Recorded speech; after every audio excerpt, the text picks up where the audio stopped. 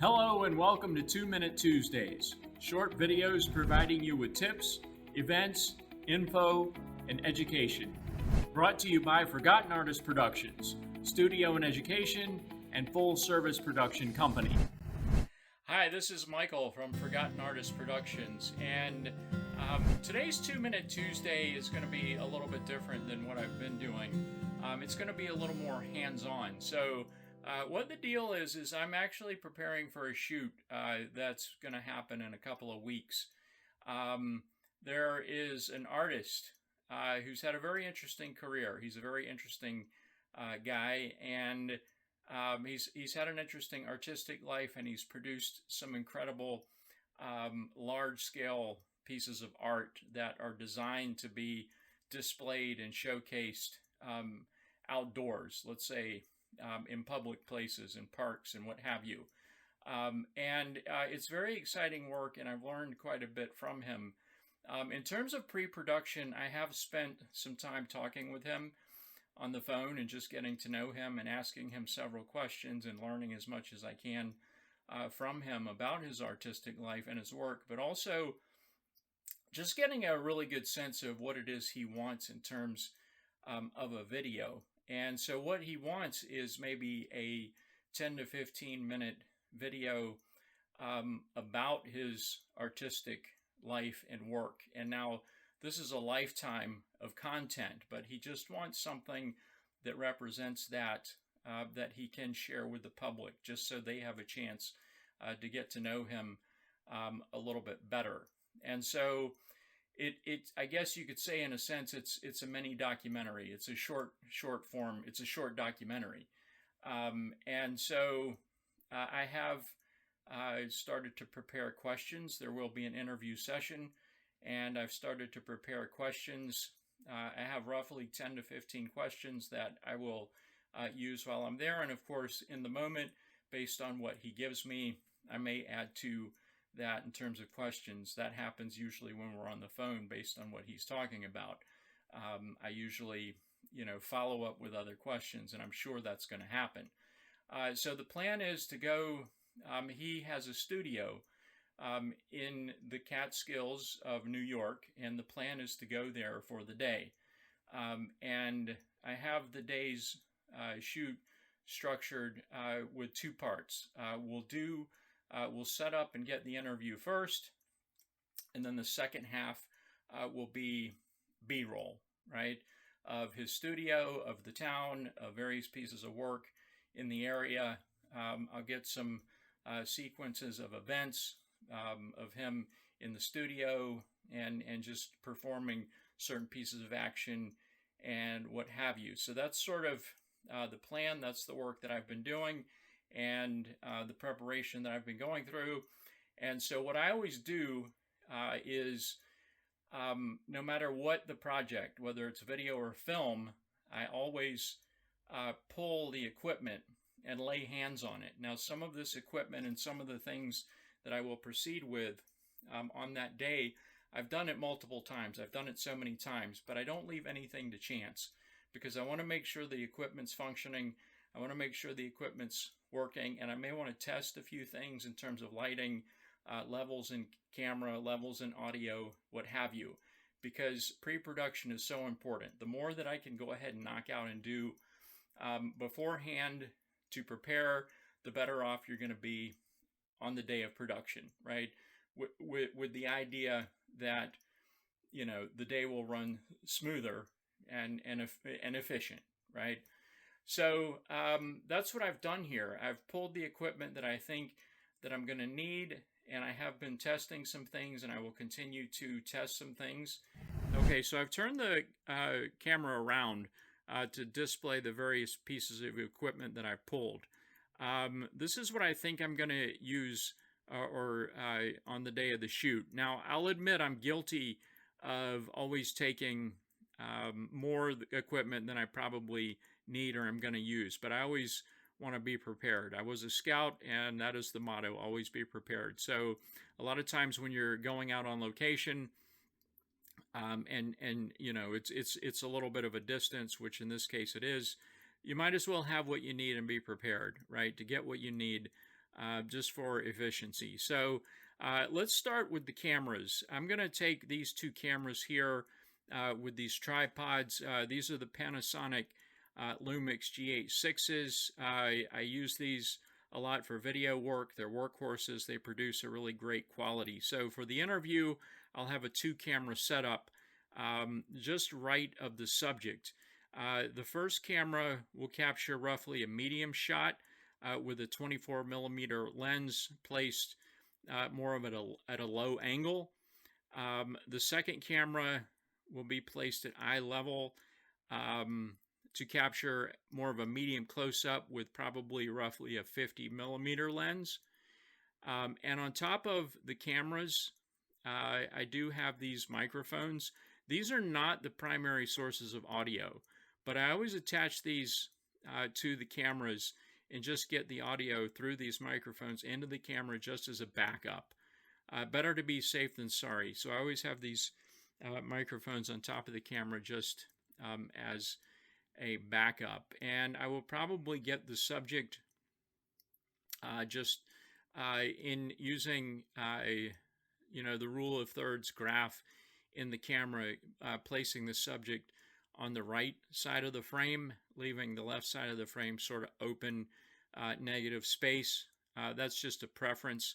I think it gives the viewer some breathing room to the subject when that's what the frame looks like. So for the interview, we will do the two-camera setup. After the interview, when we capture the B-roll, I will take one of these cameras off of the tripod and do everything in terms of B-roll and the sequences of events and the various pieces of art, do that handheld. However, I'll just come over here to this table, and I do have these two pieces that I do use. These always just provide just a little bit of stability, so it's still going to be handheld, but this provides just a little bit of stability for the camera, and I'll probably decide that day which one of these I want to use. I have this cage piece here, but a lot of times I go to this other piece here sitting on the table. I don't want to lift it up too much right now because I don't want it to fall down with everything else in this room. But there's a nice weight to it, and even though it provides a handheld camera, it also steadies the camera quite a bit. In addition to that, I'll probably take this triple shoe V bracket that sometimes I place on top of the camera doing handheld work. That way it gives me the option to place an additional light or the microphone or what have you on top of the camera as we're walking around, which that reminds me, not that we're at the lighting yet, but I do have this smaller light that sometimes I will attach to a handheld camera just to provide a little more light on the subject. And as long as we're here, I always take various clamps and C47s and what have you, just in case we need to rig something a certain way. So I will always have those with me. In terms of audio, let's think about the primary sources of audio. So for this, I'm going to use the Zoom H6. I started with the H4n. That's great, but there's only two pieces of input there, and sometimes I feel like I need more. So I fall back on this H6, which gives me 4 pieces of input, which is way more than I'm going to need for this shoot, but this is what I'll go ahead and use. So going into the H6, I will have 2 primary sources of audio. The first one is the boom pole with the mic on the boom pole. And I don't have the boom pole up here right now just for safety and limitation of space. But on the actual day, I will place the boom pole on top of this stand and extend the microphone over the subject as a primary source of audio. And in addition to the boom pole, I will also rig a lav mic onto the subject. And both of these pieces of primary audio, of course, will go into the H6. And I have the headphones so I'll be able to monitor the quality of the audio. So now let's go to lighting. I will take these 4 LED lights. I know I will definitely use 3. I may use 4, but again, it's better to be safe than sorry. So in terms of the actual interview itself, I will use 3-point lighting. There will be a key light, a fill light, and a backlight. The 4th light I may or may not use. If I do use it, it will be simply to maybe light some background or to enhance maybe a practical that's in the room. Although in the past I have actually used this smaller little LED light around a practical, hidden out of sight, just to enhance whatever lighting that may already be in the room, hiding it somewhere around the practical. So these are the 4 LED lights that I will take. In addition to that, I always take a reflector in case I want to bounce some light or use it as diffusion, which reminds me, I always have these pieces of parchment paper on hand. I will a lot of times just put these directly on the LED lights to create a certain amount of diffusion, and then move the LED lights where I need them in terms of intensity. Of course, I can adjust the intensity on the actual lights, but sometimes you have to move the lighting around to also adjust the intensity to get the desired effect that you want. In the background here, I do have a C-stand. At the moment, I don't plan on using that C-stand, but they are workhorses, and you can do so much in case I get there.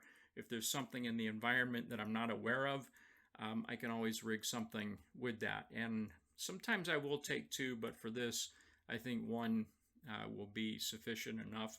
I always take a couple of sandbags just in case I need to weight down the C-stand or some of these various other stands. I do have some of this miscellaneous stuff on the floor here just in case we need it. I do plan on running most everything with batteries. So the day or the night before the shoot, I will make sure I have all of the batteries charged. I'll also have AA batteries on hand and 9-volt batteries on hand just to make sure we can get everything powered correctly. I always take a slate or a clapper just so we can, capture, get the scene started for syncing later, and just to keep all the footage organized and what have you.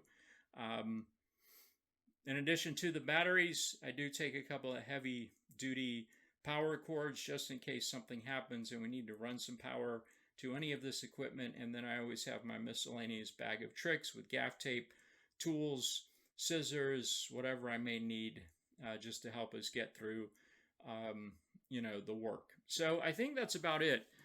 In terms of equipment, this is what I've pulled. This is what I'm going to use. I'll continue to test this and prepare for the actual shoot. Keep up with Forgotten Artist Productions at www.forgottenartistproductions.com, Instagram, YouTube, Facebook, and TikTok. And you can always email us at info@forgottenartistproductions.com.